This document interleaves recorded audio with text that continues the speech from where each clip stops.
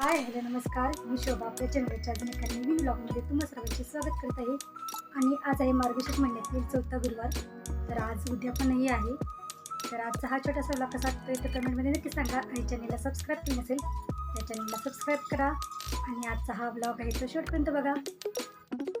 मार्गशीर्ष महिन्यातील चौथे गुरुवारी मी लक्ष्मी देवीची अशा पद्धतीने पूजेची मांडणी करून चौरंगाच्या आणि पाटाच्या कडेने रांगोळी काढून घेतलेली. दर गुरुवारी ज्या पद्धतीने मी पूजेची मांडणी करते त्याच पद्धतीने मी पूजेची मांडणी करून पुस्तक वाचन करून झाल्यानंतर आणि आरती करून झाल्यानंतर मी प्रसादासाठी पंचामृत तयार केलेले. ते आरती करून झाल्यानंतर सर्वांना प्रसाद म्हणून दिलेले.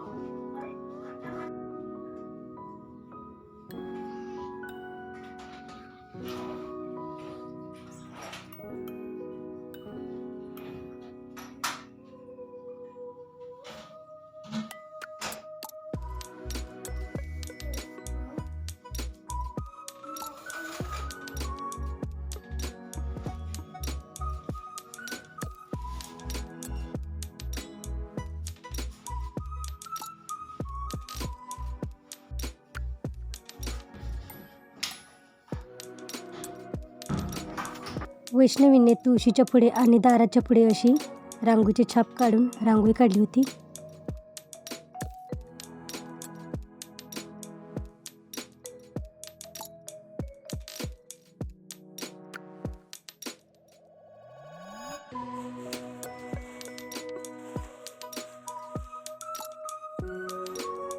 इकडे बघा कोणा रांगोळी काढणारा माणूस आहे.